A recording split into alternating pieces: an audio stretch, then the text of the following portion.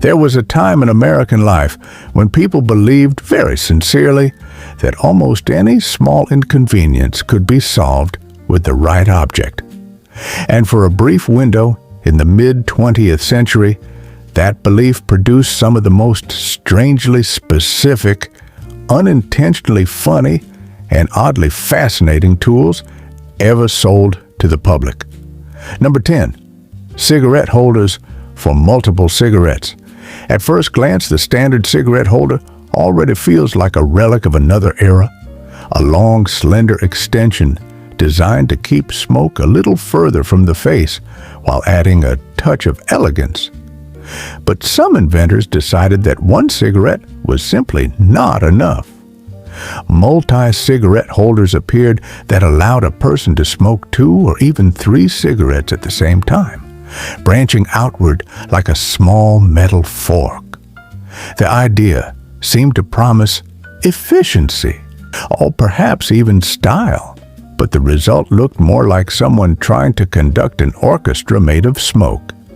These devices were marketed with surprising seriousness, suggesting smoother experiences and a kind of refined convenience.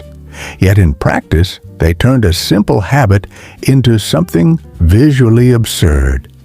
They reveal something important about the time. Even habits that were already questionable were being optimized, multiplied, and repackaged as improvements. Instead of questioning whether the habit itself made sense, the focus shifted to how it could be enhanced. And that instinct to improve without reconsidering would show up again and again in the items people brought into their homes. Number 9. Dog ear protectors. Long before modern pet accessories became a booming industry, there were already attempts to solve problems that most people would not have thought needed solving at all. Dog ear protectors were small coverings designed to keep a dog's ears clean, dry, and out of the way while eating or walking. They often looked like little bonnets or fabric sleeves wrapping around the head and securing the ears in place. The intention was practical. Certain breeds with long ears could dip them into food bowls or water, leading to mess and discomfort.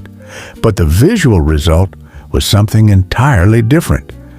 Dogs wearing these protectors looked less like proud animals and more like reluctant participants in a very specific costume experiment. And yet, people bought them, used them, and likely felt they were making a smart, caring choice. This is where the humor begins to blend with something more interesting. Number 8. Automatic toothbrush machines. If there is one daily habit that seems simple enough on its own, it is brushing your teeth. And yet, at various points, inventors attempted to automate even this.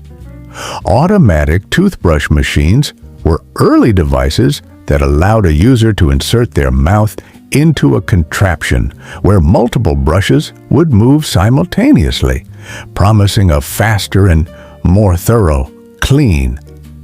The idea was futuristic, almost ambitious, also suggesting a world where even the smallest personal tasks could be handled by machines. But the experience was often awkward, uncomfortable, and far more complicated than simply using a handheld brush. The machine needed to be set up, cleaned, and maintained. It took up space, and it removed the direct control that made brushing effective in the first place. This pattern appears again.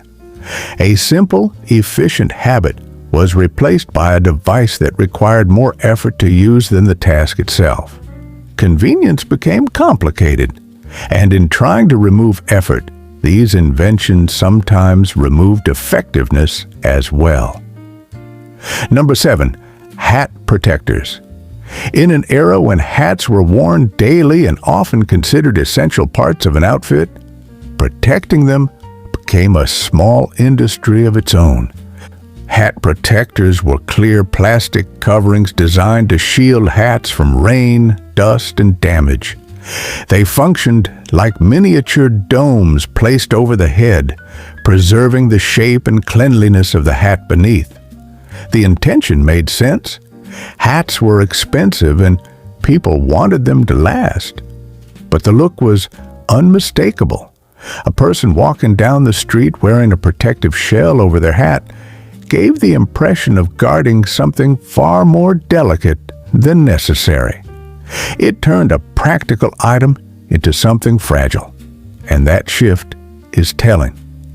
Instead of using durable goods that could withstand ordinary conditions, people began to protect the object itself with another object.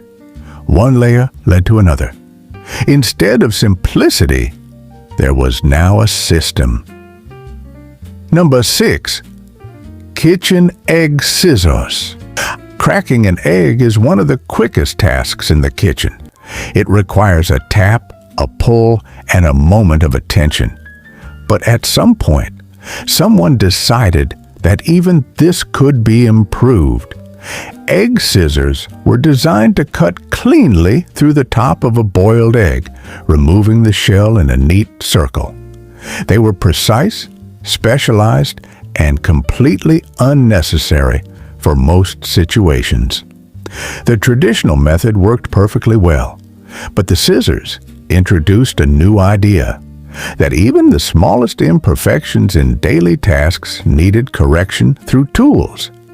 This is where humor begins to meet insight. When every tiny inconvenience becomes an opportunity for a product, the number of products grows quickly. Each one promises improvement. Each one adds a little more complexity, and together, they create an environment where simple actions feel incomplete without assistance. Number 5. Mechanical back scratchers. The human back has always presented a small challenge. Certain spots are just out of reach. And for centuries, people found simple ways to solve that problem with sticks, brushes, or even asking someone nearby. But mechanical back scratchers took the idea further. Some were extendable. Others had rotating heads or spring-loaded mechanisms designed to increase pressure or reach. Number 4. TV screen magnifiers. Early televisions were small by modern standards, often no larger than a modest box with a limited viewing area. Instead of replacing the television or accepting its size, some households added a magnifying screen placed in front of the TV.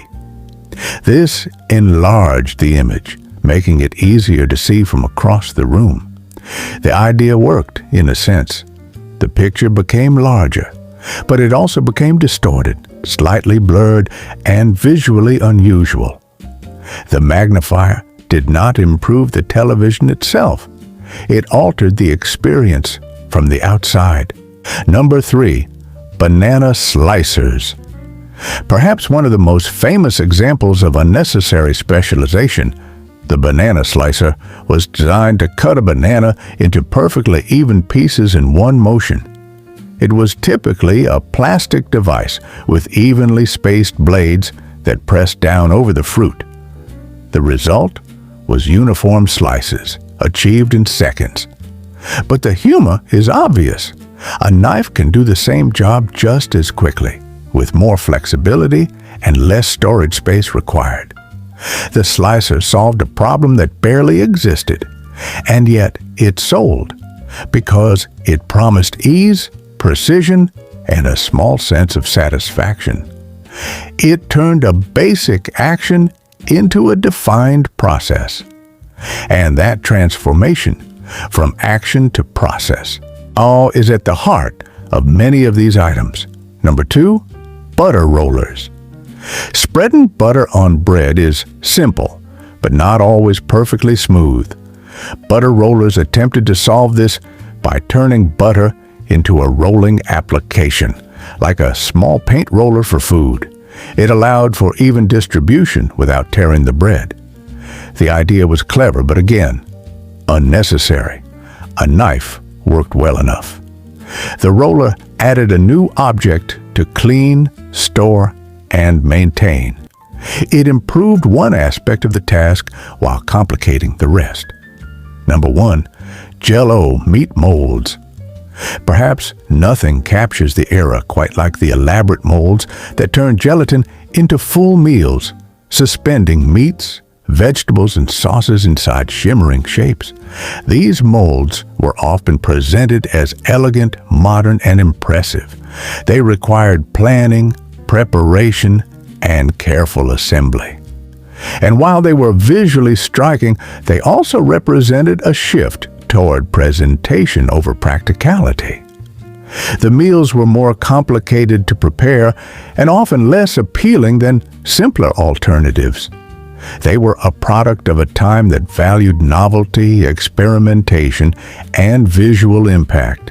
And in that sense, they are the perfect final example, because they show how far the idea of improvement can stretch before it begins to lose its connection to usefulness.